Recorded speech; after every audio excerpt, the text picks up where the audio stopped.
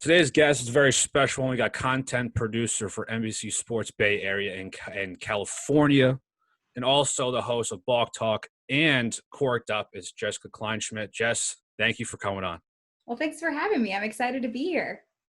We have a lot to get into with not a lot of time, so I'm going to just dive in real fast. You've been in baseball for a long time now.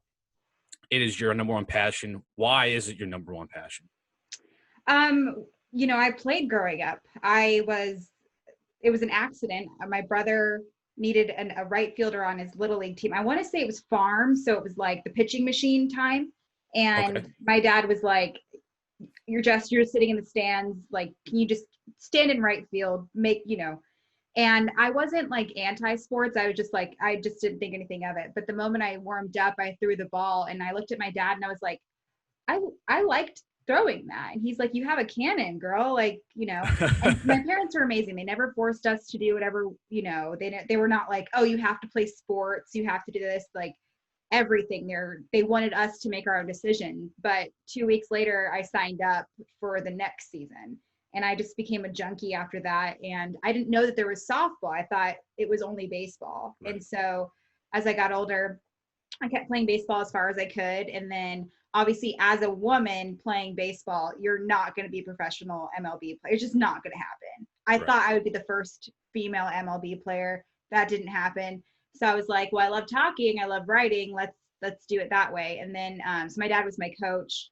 And he was just, he took me to my first game and he passed away when I was 19. So it's kind of like part of it's an homage to him. Like I wished he could have seen me doing some of the stuff I'm doing or the players I've met or the former players I've met. So between that and just being like a content baseball junkie, here I am. That's the short version, though, Taylor. He'd be very proud because you've done a shitload of stuff to make a Thank lot of you. people's resumes. I have done a shitload of stuff. That is correct. It's awesome. I'm very jealous. I've been in the baseball world as a media member for a couple of years now, and I absolutely am drawn in. I'm playing my whole life and playing college. It's like same thing to you. It's you play your whole life and you're around it, and then you start doing it for a living. It's almost like a wow surreal moment when you're on the field talking to, if it's Matt Chapman or if it's whoever. But you're one of the cool jobs I've looked up that you've done before is working for Fangraphs. And if you want to talk about baseball nerds, this is the spot. Like all the analytics and all the information that it's a little above someone's pay grade, a regular fan. I mean, that is the website. And talk to me about when you first got the call to work for them and what was it like working for them? Saris gave me the gig and it was really cool. I gotta be honest though, like it wasn't great only because the comment section absolutely murdered me. Oh my God, really? But like rightfully so. Like it was some of the stuff I wasn't confident in because I was still developing my nerdiness but like also I felt like I had to go through that to realize like, okay, like I'm not supposed to be a Fangraphs blogger. I'm not supposed to do that. Like I use Fangraphs all the time for when I asked the guys about certain stats and stuff like that, but it just wasn't the right fit for me. But I did learn a lot. Got like my first kind of taste of the baseball blogosphere and everything like that. But it's honestly not a great memory for me. People were awful. They were completely awful, especially when they found out I was a woman. I think they totally changed because I wrote the exact same stuff that the person before me would write, and for some reason I was the target. But like I said, I did write a lot and I'm so thankful, even thought about me.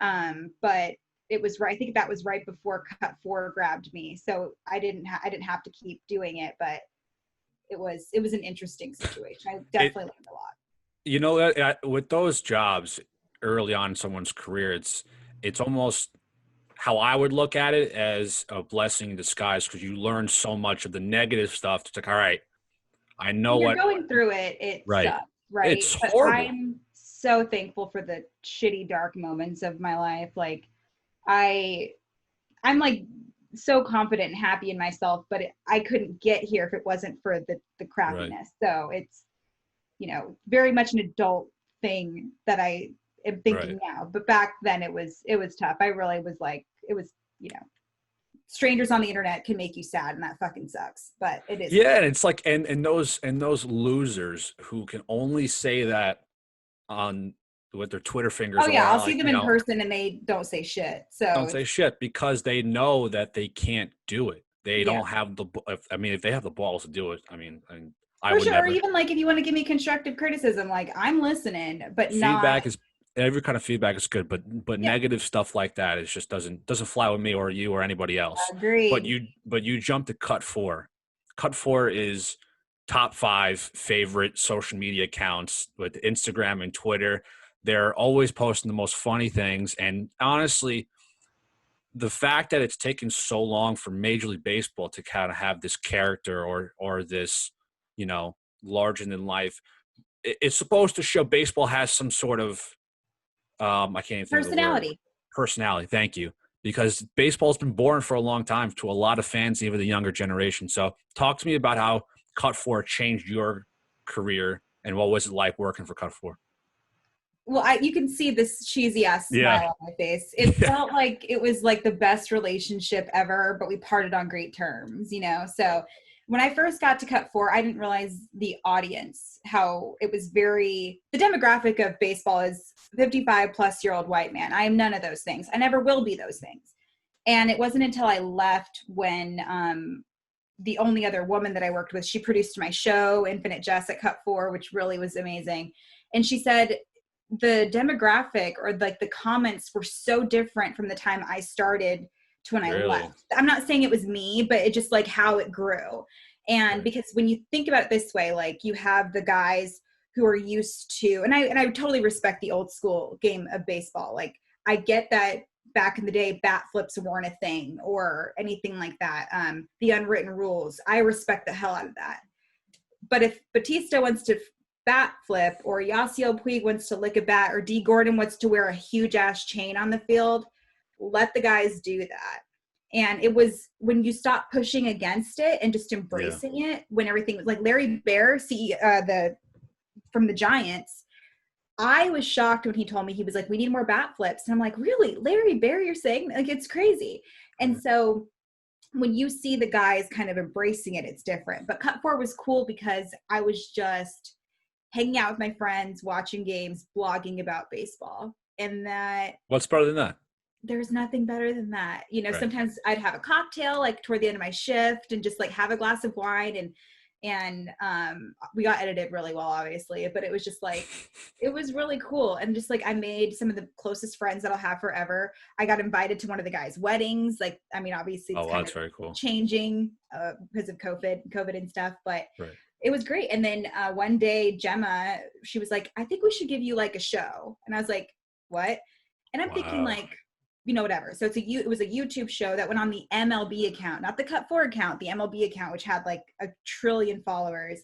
Right. But it got me like confident to be on camera, and it got me confident to just reach out and ask for an interview. And I didn't realize how connected I actually was and how fun it was to talk to people. So, and, it helped me with my writing and to just be true to my writing. Because even if, like my boss now, he says, like, even if you're on the A's beat, don't try to be a beat reporter. Be Jess. I was just about to ask this question. Where you have to be, right. And it's difficult. Like, obviously, when it's news and important stuff, you can't fuck around and say, like, ha, ha, ha. Like, with the Ramon Laureano thing, like, it wasn't a joke. Like, we had to be careful with what we were saying and be comfortable to what Laureano was saying. And the verbiage was very important. So you got to do that.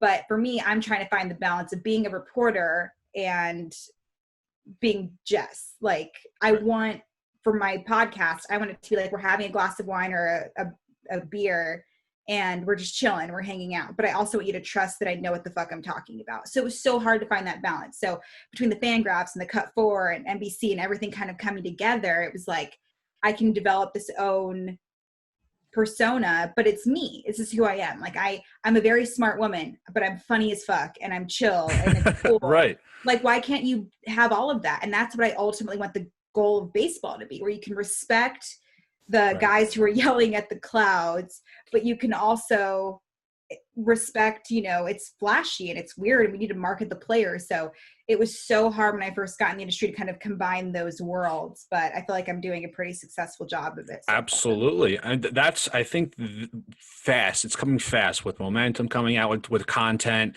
And of course, you are jumping in for both worlds, and the bar stools are like starting 9, all this kind Which of. is a fantastic podcast, by the way. Great podcast. Shout out Starting 9. I was on it one. They asked I me know. Yeah. I know. I've Got done my research. So much attention back home in Reno because really, people were like, yo, Jared Carabas? I was like, oh yeah, that like Jared's famous. I forget. And that was when Dallas Braden and I first met, and now we work together. And I wanted to be like Dallas Braden when I grew up, right? So that like, and he respects me, and we work so well together. Our chemistry is phenomenal. Everybody at work always wants us to work together, and he's kind of Dallas Braden with his personality, and I now been following you for over the last 6 months to a year, that your personality, you guys would mix perfect together. And fun fact, Braden is actually part of my podcast, and I don't know if he even knows that, because when he was at winter meetings, I couldn't go. My cousin, who is trying to get into the front office and some internships for jobs, he was there, and I asked him, hey, can you go find some guys for me to do some intros? Like, this is Dallas Braden, you're listening to The End of the Bench, and he is my intro on my podcast. I don't think amazing. Yeah, and it's the funniest one that anybody's done. I've had Pete Rose done one. He did that though. He's great. Oh yeah, I just told my cousin, just have him say that. Super easy. And of course, he went 30 seconds long and kind of went on his own little script. Yeah. But with Cut 4 going to NBC Sports Bay Area in California, this is a huge step up. Cut 4 is amazing. Everyone knows that. But now you're working for a network. It's big time. Don't say that out loud. It makes me sound like I'm like intimidated. Well, I'm intimidated. Like I'd freak out. I'd freak out and also be super ecstatic because now you have Balk talk, and it's like, for a person like me who is still very young in the industry and trying to, all the guests I've had, I've been sliding in the DMs or finding email addresses on LinkedIn. But it's got to be so much easier and so much fun to like, hey, can we have him on? And then it'd be like easy. Yeah, for sure. And that's something you can't teach. That's just, I'm lucky enough where I'm confident, and I'm easily approachable. And the guys or the women and the men and the women in the industry that I've been close with, it was just a relationship that I've started. And, but you're right. Like, if I just wanted to text Cameron Rupp, like, hey, will you come on the podcast? Like, that's pretty baller. Or even Dallas. Like, I'll call Dallas. Sick. It's pretty baller. But like, it's pretty baller, right? Yeah. But at the same time, like, I also respect these guys and and I'm used to getting rejected constantly. Cause I can't text every single person. Like, I have to sometimes get rejected. Like, certain players through their organizations, I have to reach out to their PR people, and I get rejected. And that's the worst too. But it's the worst. That's okay. Right. That's okay. Right. And I when I was working for the Twins, I was like, it was considered an intern, but I was given the responsibilities where if you did not get a story done before game time and on the air, you're fucked. Yeah. And I love that. But I had the first times of like rejection for the first time of getting interviews, and they're like, yeah, he's not talking today. And after that first couple of times of getting no's, then I would either try even harder to get them, or I'd be like, okay, just go the next day. And if it doesn't work, whatever. So it's like now through this pandemic, I've had the opportunity to do these interviews over Zoom. And the amount of no's that I've gotten, it's like, it doesn't even affect me anymore at all. Yeah. It's just like, all right, on to the next one. I get it. Yeah. And even like the ego happens. Like, I don't mean to brag, but like, people know who I am, but like, not everybody gives a shit. And I can't get upset about that. Like, I get asked to do interviews all the time. Sometimes I just don't have the time. Sometimes I'm not in the mood. Sometimes I'm just like, I don't want to do it, And well, I have to give you a lot of credit. I really appreciate you coming on. And I talked to your agent too, about 2 weeks ago. I think I was emailing him back and forth, and he was like, hey, she is so busy. We'll circle back. And because this was like right when, I think it was 2 weeks ago, where I think all the COVID stuff blew up in baseball. So I was like, all right, you know what? She's probably super busy. I don't care. If whenever she's available, she's available. I don't No, care. and But even that was the thing. My boss or my agent was like, "Well, he really wants you on." I was like, "I'll fucking go on. Like, if he wants me to come on that bad, absolutely." So I definitely, it's like not a problem. Yeah. Yeah. So with covering the A's and the Giants full time all the time, your Balk Talk show, which you've had Pitching Ninja. I just listened to the one with Chapman and Liam Hendricks.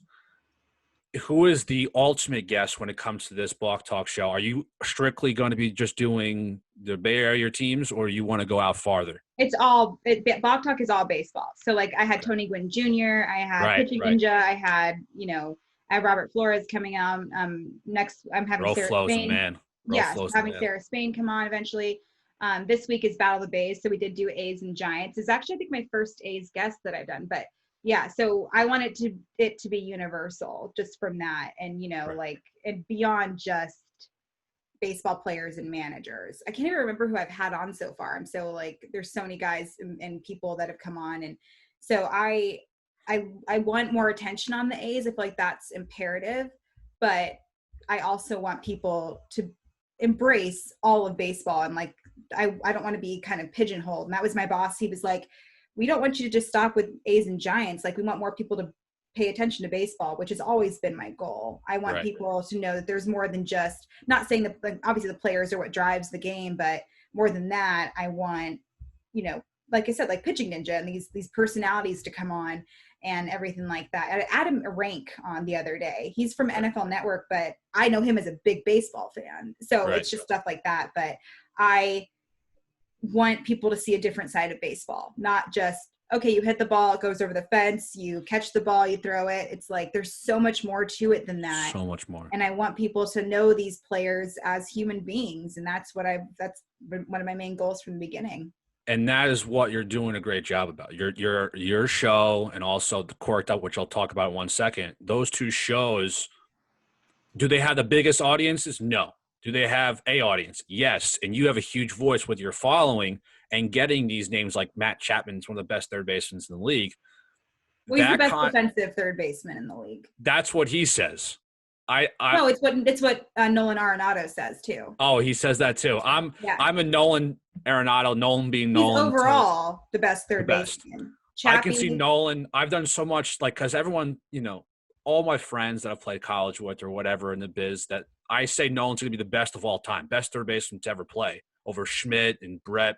I've looked up statistics about their first 7 years. Everyone's, every player's first 7 years, and he wipes the floor. So, but I think Chapman is one of the best. But like when Chappie and Nolan complement one another, and both Chappie and Arenado agreed that Chappie has the leg up defensively. And I'm a defensive nerd. Like, that saying, chicks dig the long ball. I'm chicks dig the web gem with a glove. Because I had a great glove. I couldn't hit worth a shit, but I was obsessed with the defensive game, and that's all people remember me for is my glove. I could go 0 for 4, but I would catch anything within a 45-mile radius. Like that's how insane I was. Now I want to go to Cork'd Up. This is a podcast where you have two of the best things. You have alcohol and you have baseball. I know it's kind of early for you. Things, me and Rachel, those are two of the best. Right. You and Rachel are fantastic. I don't want to forget that. With wine, I was going to ask you, do you want to have a drink on the podcast? I've done it before, but it's also a little early for you, so I don't know if you were prepared for. No, I mean I would, but I do have to work, and I have. Yes, you do. Pay attention to that because the TV stuff I have to do today isn't Cork'd Up-ish. I actually have to remember stuff, and Right. What was the reason behind jumping onto that podcast, into that side of the baseball world, momentum? And you also mentioned this is another show that is going to bring the other side of baseball, where you had. I loved the one with Plouffe. Plouffe really dissected perfectly, talking about how the game needs to change in every facet, in every single. And I also talk about how Mad Dog was talking all this shit, and then Plouffe went back at him. Whatever. I loved all that stuff because that's what the NFL has. The NFL has that. The NBA has that. NHL, I don't know, but with baseball, that's what's slowly starting to heat up. But what was it an easy decision for you to jump on? The easiest decision ever. And it was actually a funny story. So Rachel and I were like cool on social media. I was like, well, she's really pretty, but she's smart. Like, I could learn a lot from this girl. I saw like an interview with her. I was like, this girl's like a bad bitch. So she messages me. She slid into my DMs, and she was like, hey,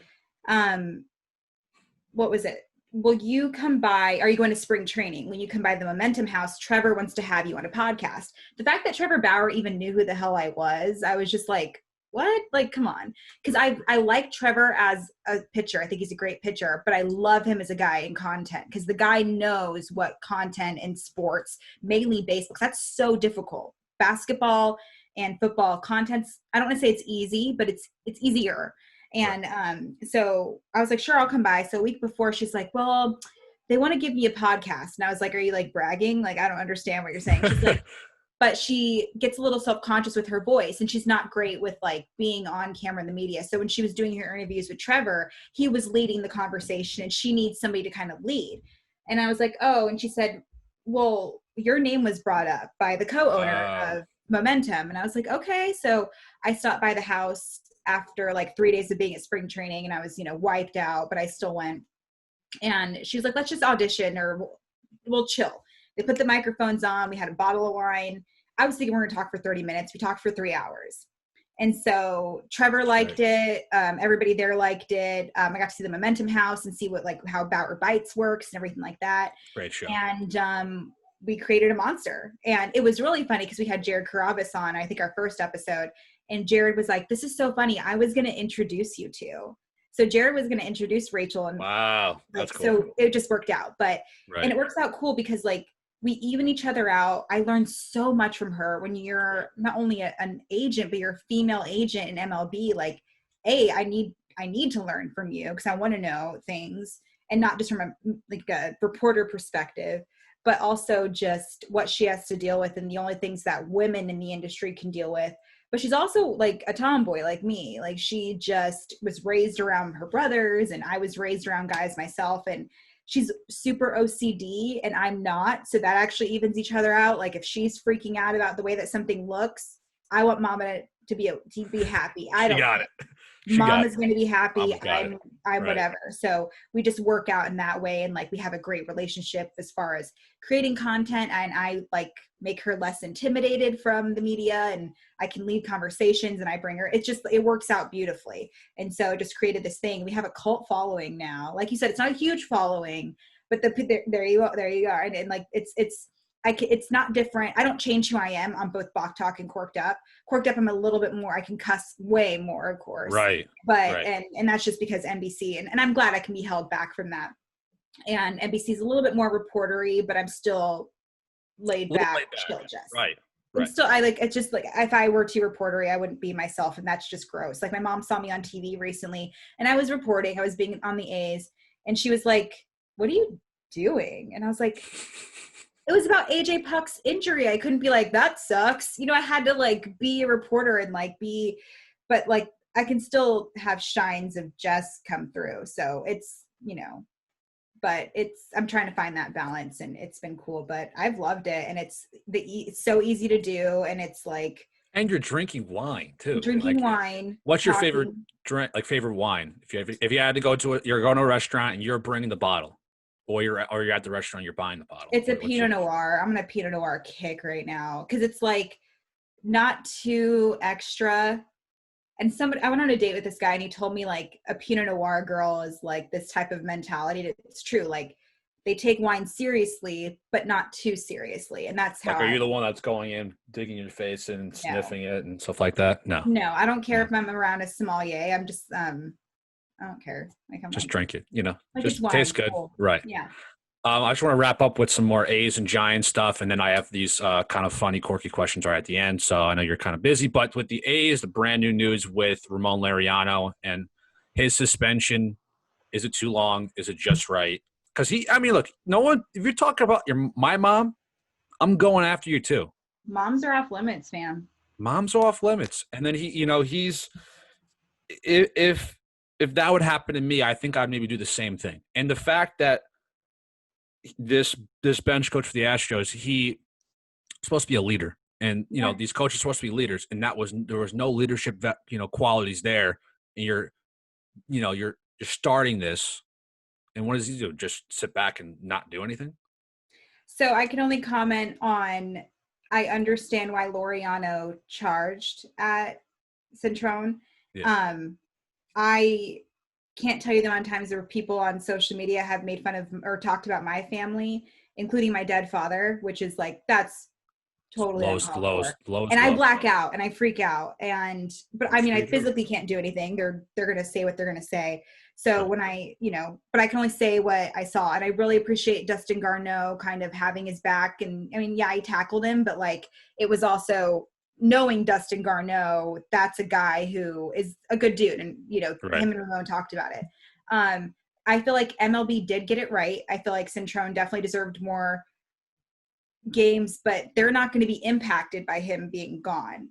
No. And Ramon Laureano, him and Canna maybe are the most consistent hitters on that team right now. So obviously it's appealed, which is great. So maybe they'll serve it during like an NL West matchup or something, not, the interleague stuff or the interdivision stuff.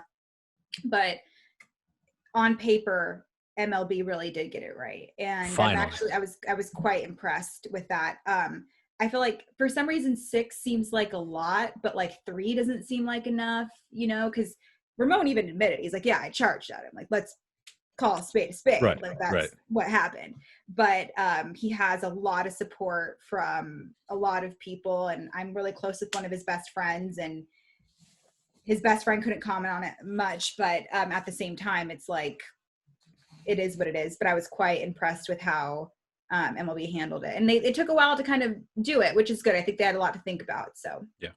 So with the AL West being almost open now, with the Astros struggling and their 3 best hitters are barely batting over 200, is this the year the Oakland A's take that AL West? Yeah. And I feel like if it was 162 games, our conversation would be, is this the year the A's just take it? And I, been a fan of the A's for years, but I talked to Bob Melvin, A's manager, heading into the season, and he's been with the team for a decade, right? And he said this squad is the most excited he's ever been. And that's why is that? The pitching. I think the pitching has a lot. The starting pitching. The bullpen has always been like, we got this. Like, right. Go ahead, Jake Diekman, just go do it. And Dallas Braden's called the bullpen daddy. Yeah, saw that. So I got to say that. I was like, can I say that? And they're like, yeah. I'm like, oh my God, okay. And so, but it was starting pitching. So obviously they got Frankie Montas back after the PED suspension. Sean Manaea struggling right now, but he was unhealthy last season. Puck was coming into it. He was going to be a guy. And then obviously Luzardo, and he tested positive for coronavirus. That was kind of a bit of a back seat, but I think that was a huge thing. And I think that has a lot to do with the fact that we're confident in the rest of the guys, right? Chappie, Olsen, Simeon. We were praying that Chris Davis was coming back and becoming that slugger that we're used to. But we also saw last year when Chris Davis was struggling, they still won 97 games without all the bombs that Chris Davis is capable of hitting. So it was an interesting form of that. Mark Canna, dude hasn't even peaked. Matt Olson. I mean, he's Ramon Laureano. Haven't even seen the best of him. So it's a lot of great factors that were going in there with, So I'm really shocked about how the Astros are playing. I don't want to give into, they don't have trash can banging, whatever. But they're not the same team I'm used to. Like watching Jose Altuve make all these errors during the game, I love Jose Altuve as a player. And so just watching that, you're like, something's off, and I think honestly pressures. I really think so. I mean, agree. everybody hates him. There's not one team that likes him. Now, all these guys are friendly. They've been friends. They've played with them before or whatever.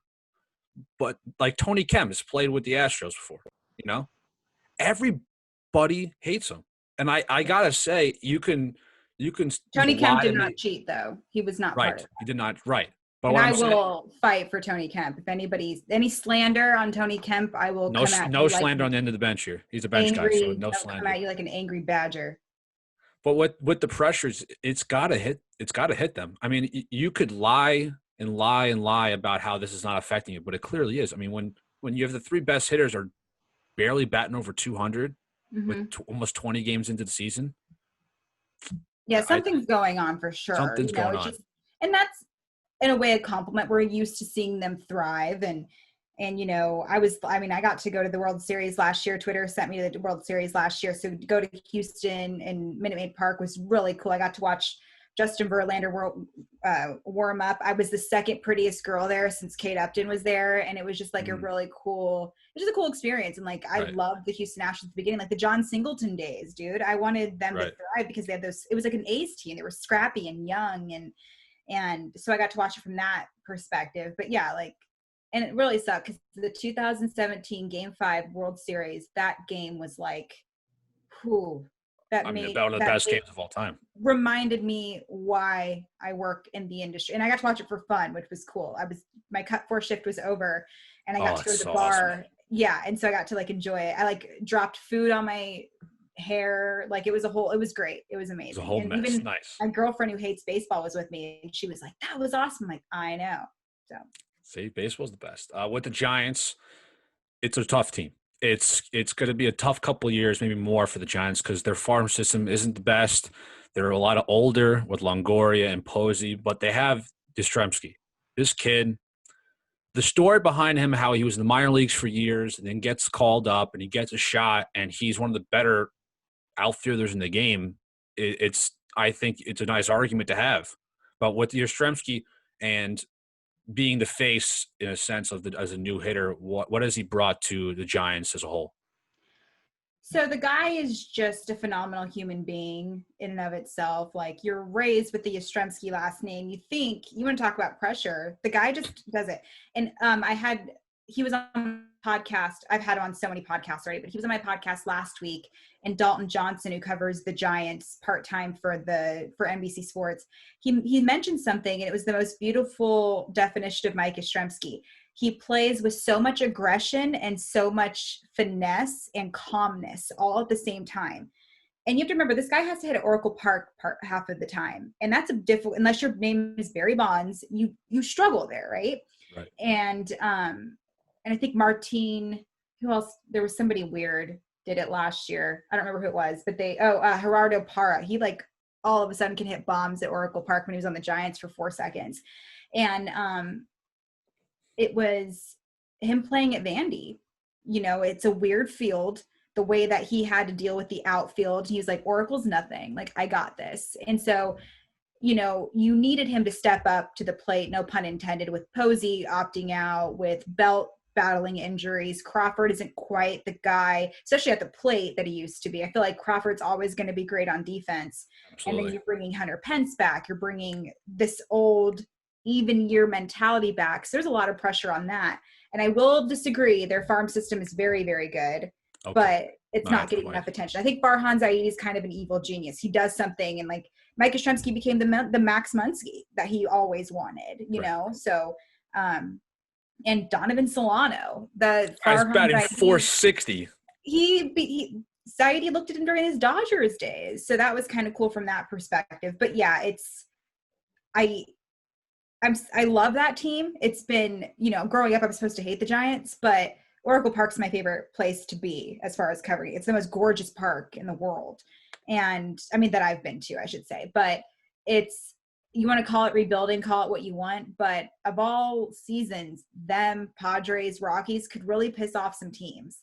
So with that 8 spot, you know, if they could maybe try sneaking in or something like that. It's going to be like the bubble scenario with the Kings. Like the Kings might do something weird. You never know. So it's kind of like from that perspective. And so we'll see. But I love that I cover a team who every time they do something with like as the Giants, it's written about. The A's have to like go for it to even be thought about. But I like the challenge of both of that, you know. So it's been really cool. But I'm lucky enough where the guys alone on both teams are just pros and fun and different. And I'm glad that I have the personality to bring that out of them.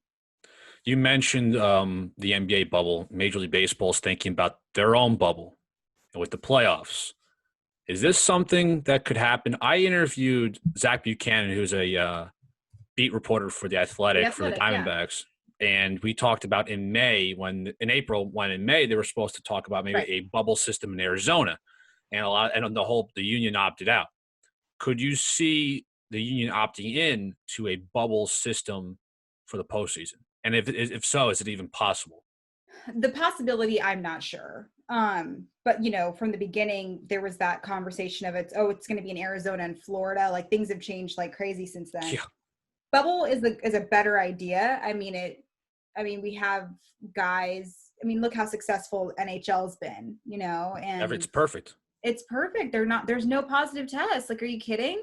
You Right. know, and so I like that idea for sure. But with everything else, I mean, you can't babysit these guys. I mean, Clevenger and Plesac went out, and it's just they're humans. Like they need to get out. I totally understand that. And they also realize like, oh shit, like I'm affecting more than just me and everything like that. So I think a bubble is a great idea. How to execute it, I have no idea, especially because with basketball and NHL, it might be quote easier, but I also don't know. I don't know enough about the arenas or what's available as opposed to baseball, which you might have to utilize more minor league ballparks, which is great because that's great for the community as much as it can be.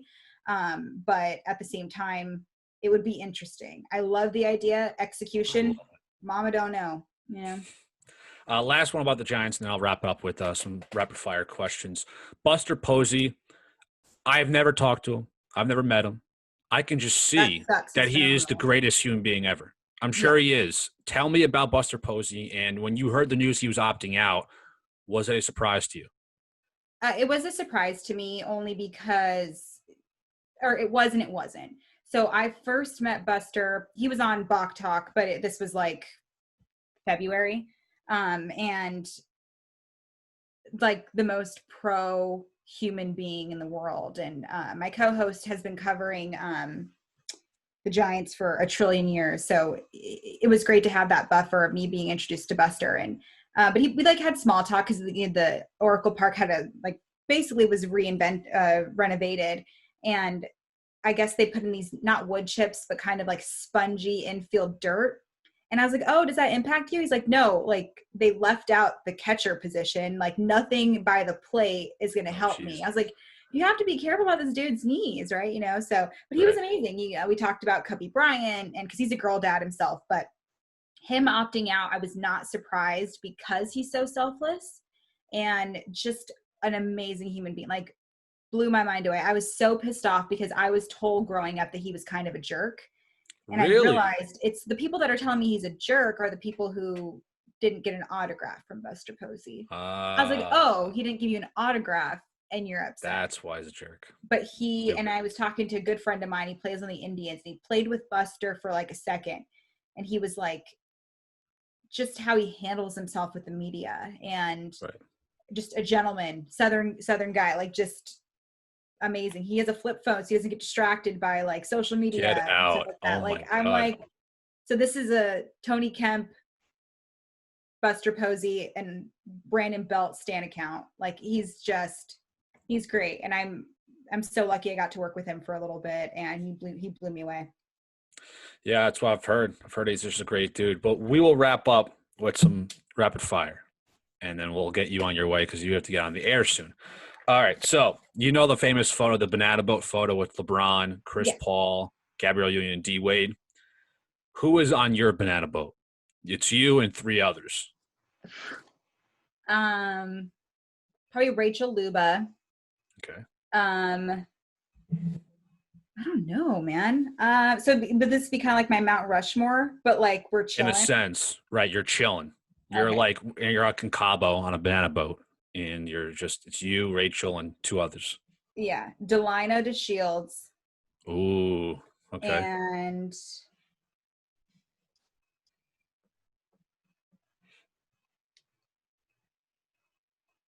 Joey Votto. Wow, why Votto? Do you not know my affinity with Votto? I guess I don't. I love Votto just as much, I guess, as you do, but I'm like, he's my hero. I want to be him when I grow up. Taylor, I can't believe you didn't know that. I didn't know this. You got to tell me now. Really? He's unique and he's smart and he's weird. He's everything I want to be. Like he knows the game so well. He's quirky. He's got that weird, I always get on base stat. I want to have a weird stat like that. Like she's always, Her hair is always on point. Or you caught me on a bad day, but like usually her hair is on point. Like I want that. So he's great. Have you interviewed him before? I have, and he was great. And you And told him everything? I told him I was a fan, and he Okay. was phenomenal about it, because he's a big Barry Bonds fan from like watching him I hit. see. He's like he said he would watch Barry Bonds obsessively. So naturally I was like all excited. And then he talked a little bit about the A's. He said he really liked what Chapman was doing. And I left because it was a random day that the A's were playing the Reds. Like that's like never happened. And I looked at my schedule. My boss is like, guess you got to go get that Joey Votto interview. I was so surprised. And so that was really cool. So I got to meet, but I shook his hand, said I was a fan, which is probably maybe frowned upon, but he was great about it. And I think he knew. He's like, oh, I know who you are. Probably creeped him out, but it's fine. Well, you know what? It's like this is like the new age of reporting. It's like you can be a fan. Some of the players have told me they're a fan of my work. Like, how is that different? You know? I got in trouble one time because I was so excited. I had a Mike Trout story ready to go.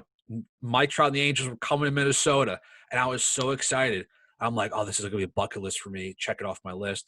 And then my producer got so pissed at me. He's like, this isn't just for you. This is for to get the story done. This isn't for your bucket list. And I was like, I'm just excited. I mean, I get that to an extent, but yeah, of course. But I'm just excited to like get the story done. And I interviewed Mike Trout, and I almost like fainted. So it's like, I've spoken to him like on like a video chat before, but never like in person. So I waited 2.5 hours to get him. I missed him. Like, that's totally worth it. Absolutely. And he was, it was just like, he thought he was like, I thought he was just like a regular utility player. He's just Mike Trout. My name is Mike. And I'm like, yeah, I know who the fuck you are. You're like Mike Trout. That's what makes him amazing. Cause he's just, but that's what makes him amazing. You should have been like, oh, thanks, Mark. Yeah. Yeah. Right. Yeah. And he was great. I had him for 2 minutes, but let's get on with this. Since this is end of the bench, favorite bench moment, either in baseball or any sport, off the bench. It's always when like that rookie, I don't know one specific, but like that rookie just got his September call up, and because I can't think specifically because I don't want to like get in trouble like with not, but there's always that moment that rookie gets his September call up, goes up to the plate and hits a walk-off bomb. And not that it happens a lot, but it has happened. Or every Chad Pinder moment, like before this season when they started him so much. Pinder hits some bombs. He does. And last season he was always the guy to come off the bench and be clutch. And that's what Bob Melvin likes, is those diverse players. Him, Mark Hanna, like they'll put him anywhere and they'll be great. And so it's probably those types of moments. All right. So the last one is favorite bench player of all time. Like one of my favorites is Matt Stairs. Like that's an all-time off the bench, always hits bombs, always hits a nuke whenever you need it. I don't know. I don't really know what you signify as a bench player. Well, what do you anybody that just comes off the bench? If they're even like you couldn't say Matt Chapman's like the bench like because he's always starting, but he always can do a pinch hit appearance. But if it's just like I have a really weird one. Go ahead. It's a really weird one. Okay. It's part of the reason why I hate Fangraphs. I'm a big Ryan Goins girl. And Ryan Goins. He would sometimes come off the bench and hit bombs. And I saw this power in him. His ISO was always there. And every time I wrote about him in my Fangraphs blog, I would get so much shit about it. But he would hit a bomb. And they would What was the shit? Because he wasn't a power hitter? Is that why? Or is it just he was though. If you looked at his stats a couple of times, there was power there and I saw it. But also he was a great guy off the bench for defense too. Yeah. So those Blue Jays teams, right? He was with the A's for a second, and I so badly wanted to tell him that like people gave me shit for wanting to start him in fantasy leagues, but I was always right. And I think he's with the White Sox now. You can say any team, I believe you. I'm gonna no idea what going because fuck it. All right, Jess, you the best. I really appreciate it. Shout out anything. What do you got going? Shows. So much going. What do you got? So just give your social media. Yeah, so Cork'd Up, that comes out usually on Thursdays. And then Balk Talk Tuesdays, Fridays. Everything NBC Sports Bay Area in California. I'm covering the A's pretty predominantly.